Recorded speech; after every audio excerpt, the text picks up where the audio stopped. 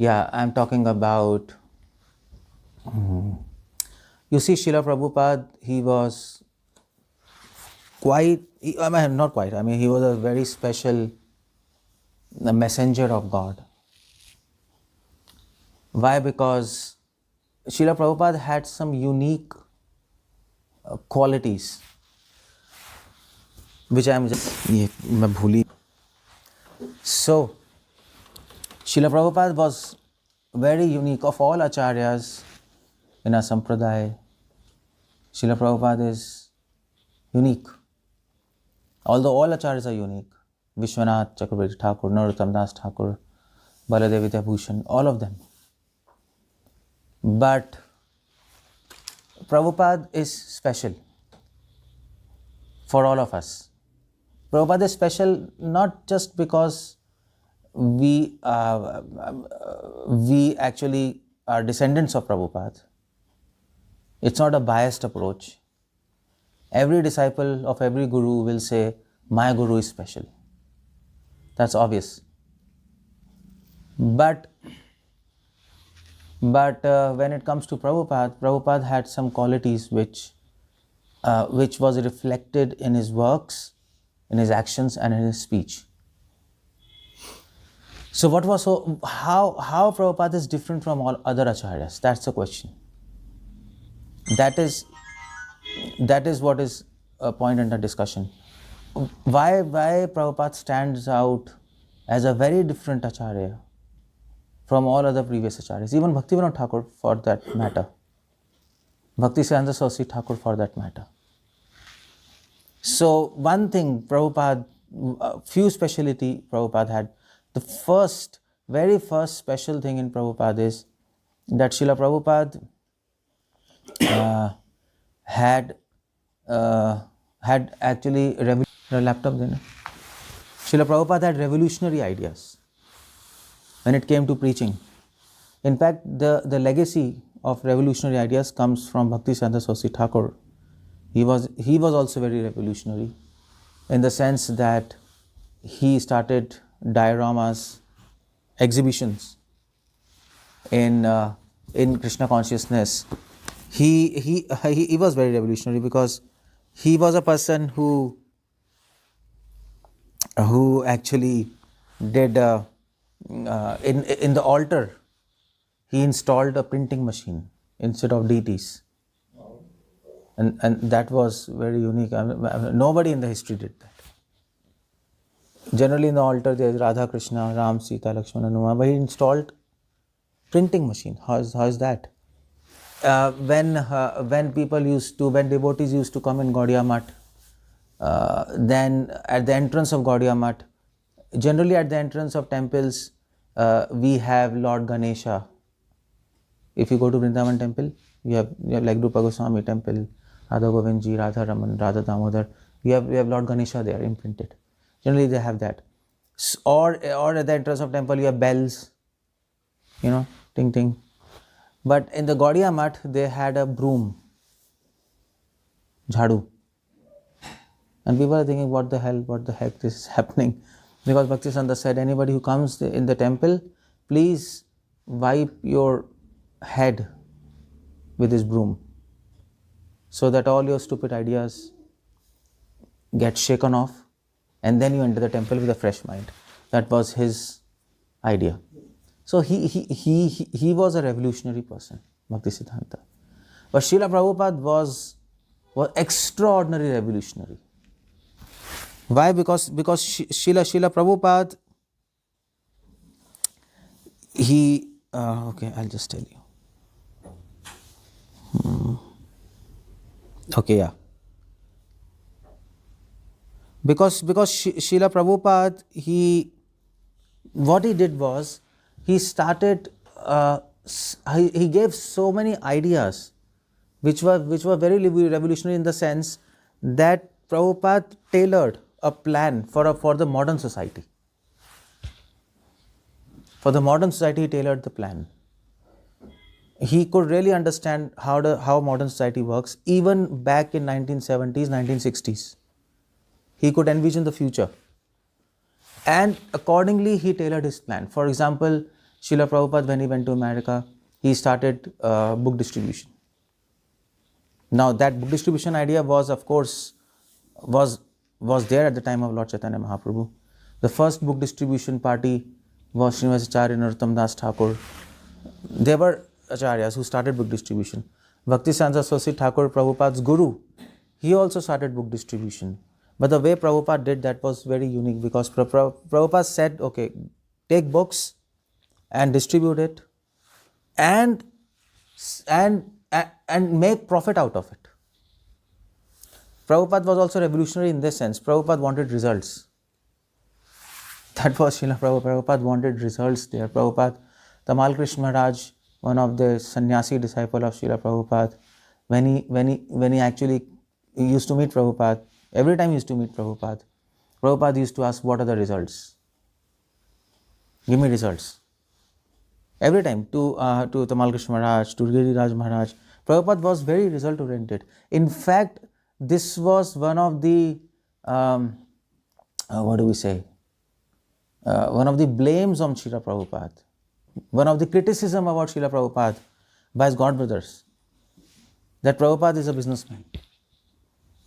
They used to say he's not a saint, he's more of a businessman. He knows how to make money, and that is why he actually has opened so many. He is successful in opening so many temples because he can create funds. But of course, Prabhupada was a businessman, we understand. Prabhupada was a spiritual businessman. He was very revolutionary in this sense. Saints are not interested in money, but Prabhupada was. And Prabhupada was in America. Prabhupada said that, I think who were there, his disciples? Prabhupada said, okay, take a photograph of me. So Prabhupada said, so make a pile of money, and I will embrace that money and take a photograph and put it in the newspaper. It's crazy, isn't it? Saints are supposed to be renounced, isn't it? But Prabhupada said, no, we want money. Every time Prabhupada's disciples used to meet Prabhupada, Prabhupada didn't used to ask them, of course, Srila Prabhupada asked them their spirituality, their chanting, everything. But when Prabhupada's managers used to meet him, Tamal Krishna Maharaj, Giriraj Maharaj, and others from Japan, who was that, so from Delhi, 𝗙cie Prabhu, all of these disciples, these disciples who were like left hand, right hand, and who so actually who were managing Srila Prabhupada's movement, whenever they used to meet Prabhupada, first question of Srila Prabhupada was, how much money did you get? That was his question. So one Gujarati, he was there. So one Gujarati, he happened to be in America, and he met Srila Prabhupada. At that time, all these Prabhupada's managerial disciples were sitting there, and he just happened to visit the temple. So they asked him to sit there. Prabhupada came and Prabhupada started the class. How much money have you got?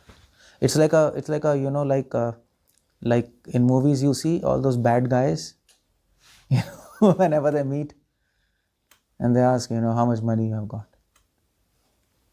So that's how it went, and the Gujarati was really pissed off. He said, what's happening? He's a saint or he's underworld don? What's happening? He's talking about money. So Prabhupada was revolution. Prabhupada knew that money is required for missionary approach. No mission can succeed without money and manpower. Prabhupada was very well aware of this, of practical aspects of preaching. Prabhupada knew everything depends on Krishna. Prabhupada knew if Krishna wants, that will happen. But Prabhupada never gave any burden to Krishna. That's the whole thing. Prabhupada said, okay, let's do the best for him. So Prabhupada created manpower. Prabhupada was the only acharya, unique in the sense that Prabhupada that Srila Prabhupada got so many youths with him. In fact, it's not just Prabhupada. Bhaktisiddhanta Saraswati Thakur, his guru, he also got so many youths with him. Very educated people. Keshav Anand Maharaj, Bhakti Rakshidhar Maharaj, Krishna with him. All these were very educated young people. But Srila Prabhupada, the amount of, in quantity, how much Srila Prabhupada got young people, you can't even imagine. I mean to say, if we see in comparison, Prabhupada got the whole world. All the young people of the entire world who were hippies from every place, everywhere, they joined Prabhupada. So Prabhupada was very successful in having manpower. Young blood means you can do anything. That's the whole thing. And he got young blood. Especially Westerners who were very passionate, and their passion was beneficial to Prabhupada, because you need passion for any missionary work, you need passion, isn't it? Even Lord Ram, he took help from monkeys. Monkeys are the most passionate animal, isn't it? And that's how they could defeat Ravan.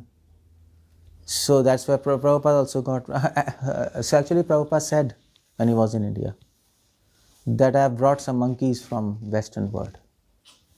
Now Gaudiya Math, they took this sentence as actually as a sarcasm, as a critic, that Prabhupada said, okay, I got some Westerners from monkeys from Western world. So, but actually Prabhupada really meant that, because Prabhupada said just like Ram, he had support of monkeys.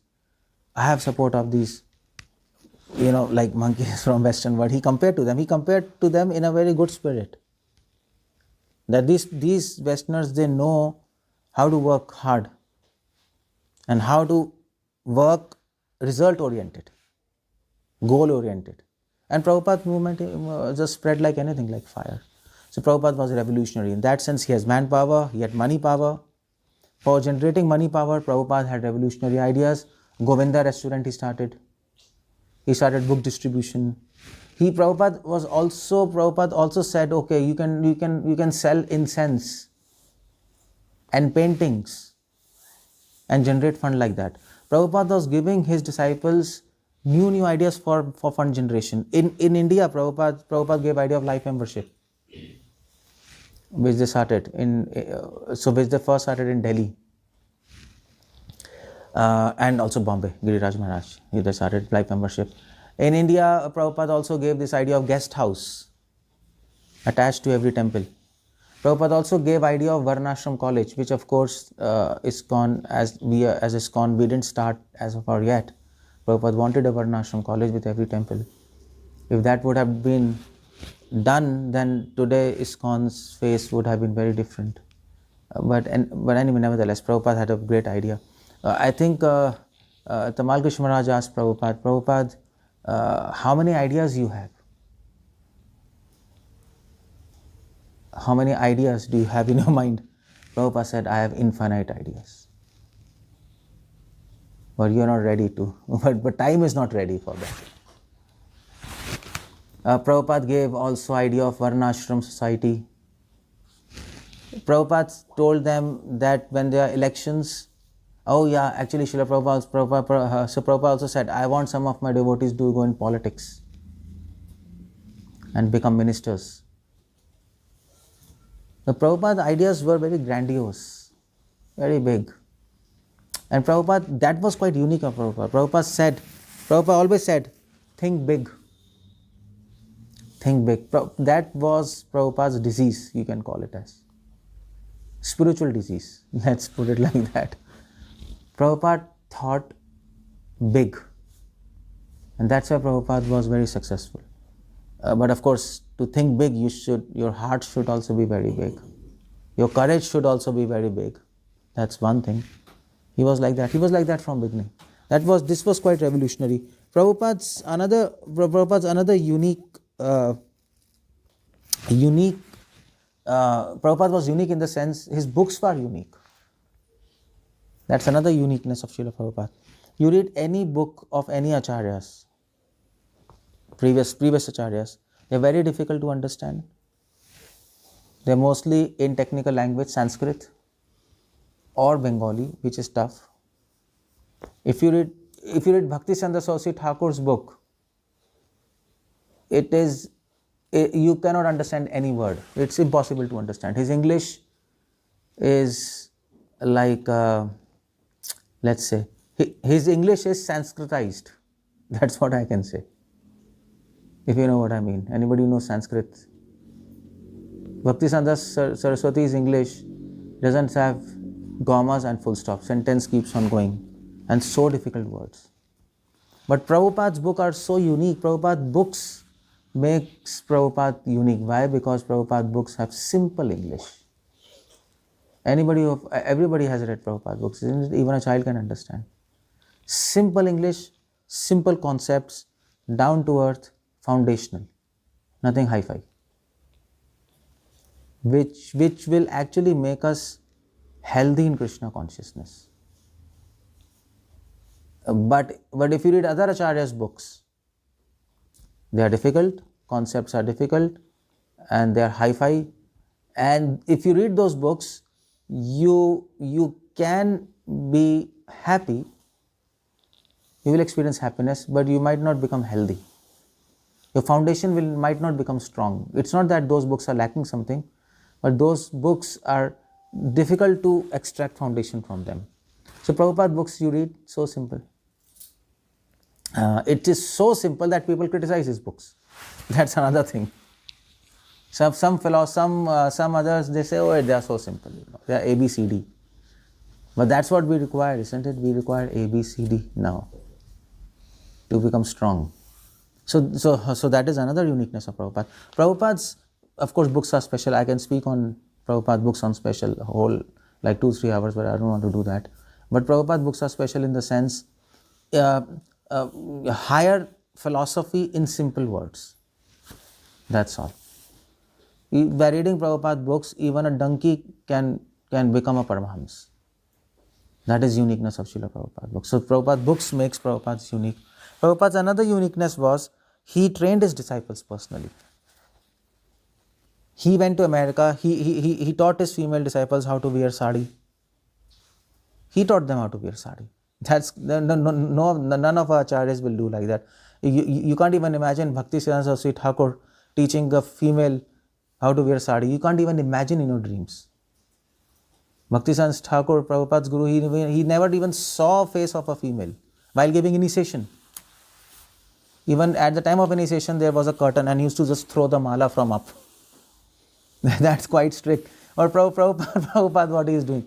He's calling female disciples, how are you? And Prabhupada was bringing sari for them from India. So in that sense, Prabhupada was very unique in forming a relationship with his disciples. He was a very, very friendly acharya. All acharyas, they maintain some distance, but Prabhupada was like he was teaching females how to wear sari. He was teaching males. I mean, Prabhupada taught them even how to shit. Westerners, they didn't know that they have to wash their hands after passing stool. That's crazy, isn't it? And of course, in Western world, they don't use water; they use tissue papers. Prabhupada taught them how to wash their toilet with water. You can imagine what Prabhupada was teaching them. From very high philosophy to very basics, Prabhupada basically made them humans first and then devotees. And that was very unique of Srila Prabhupada. He wanted them to become, Prabhupada always said, first become humans and then become devotees. So that was, how could Prabhupada do that? Because Prabhupada said that these are not my disciples, these are my students. And in initial phases, 1967, 68, 69, 70, Prabhupada used to call his disciples as friends. Prabhupada used to spend a lot of time with them. Prabhupada always said, I am an old man, I can anytime die. And you are being sent to me by my Guru Maharaj, and I am here to serve you. You see, like that, Prabhupada was very humble. people who came to meet Prabhupada, they couldn't even understand that he is a founder Acharya. His whole appearance in general was very down to earth. But of course, when he was sitting on Vyasasana, he was like a lion. And he was appearing as an aristocrat. So that Prabhupada's nature, how to behave in a certain situation. Another uniqueness of Srila Prabhupada was that he could handle so many disciples and satisfy all of them. He was very intelligent in that sense. Practical human dealings, Prabhupada was very, very intelligent. One devotee in Mayapur, he was creating a trouble for everybody, Western devotee. So the management complained to Prabhupada, he is making a trouble, what to do? So Prabhupada said, okay, ask him to go to some other temple in the West. So they said, Prabhupada, he's senior, we can't tell, and he's not even going. He wants to stay in Mayapur, but he's a headache for all of us. But Prabhupada said, okay, send him to me. He came to Prabhupada. So you know what Prabhupada did? Prabhupada was an excellent strategy maker.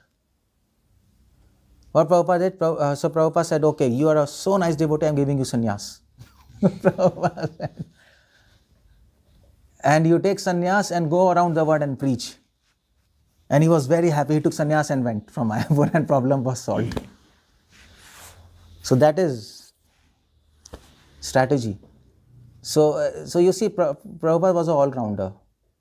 A writer, a manager, a politician in the sense strategy maker, a diplomat. He could know when to act, what to act. A cook, excellent cook. Prabhupada taught cooking to all the Mataji, Jamna Mataji and all of them. Prabhupada taught them. And Prabhupada was so excellent cook. Initial phase, Prabhupada used to cook for everybody. Isn't it matchless gift? Prabhupada used to cook for all the hippies, all 𝗙Con bullets and all these things, rasgullas. So he was a cook. Prabhupada was also a painter. Prabhupada gave ideas how to make painting to all these Matajis who were painting, and even who was that painter who was a Shruta? Yeah, all those, I just forgot painters' names. So all these painters, he gave ideas. He was a painter. He was a poet. Prabhupada wrote poems on Jaladut. And Prabhupada had also written a book on Gita, Gitar Gan, which was in form of poem when he went from India to America. Before that, in India, when he was there. He was a poet. He was basically all-rounder. So he was a businessman. He was a saint and a businessman. That's a very unique combination. If you're a saint, you are not businessman, isn't it? So it's almost like that. Just like in Manipal, when I was there, Kishan was there. So I was a saint and Kishan is always like a manager, you know. He can manage. But I can't manage so nicely. I can't like raise funds. But he can raise funds.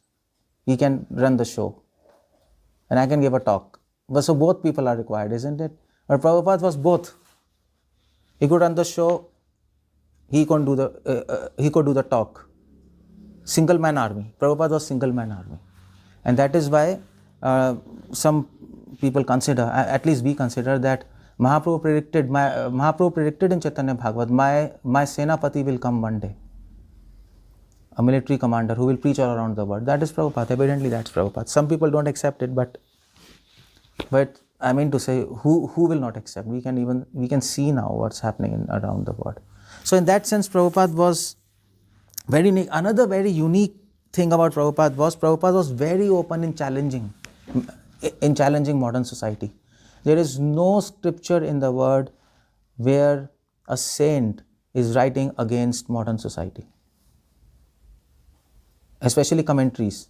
If you read Bhagavatam commentary, Prabhupada is writing about petrol. Prabhupada is writing against petrol, against banking system, against modern agriculture, against modern society dealings of human relationships. The Prabhupada loved. Prabhupada came with a message of love. Prabhupada also came with a sword.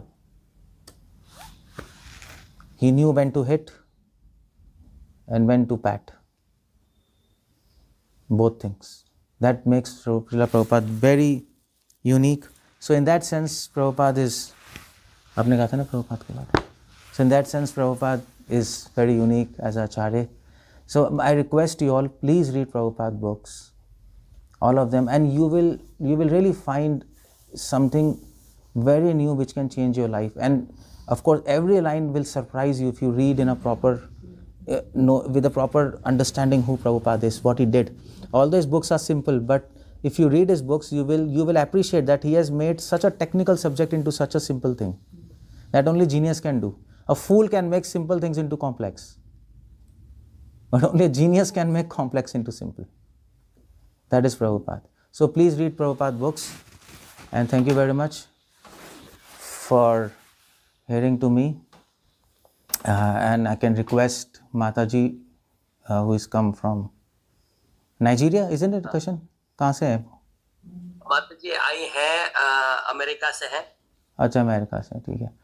America से हैं और माताजी सर्वप्रथम प्रभुपाद से मिले हैं 1967 में। माताजी, when did you meet Prabhupada for the first time? Oh, 66 in Times Square Park. अच्छा, interesting. Tompkins Square Park. Yeah. That's great. First time she.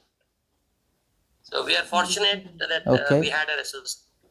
It was like 50-50. She's going to be coming here, so that is why we took the call.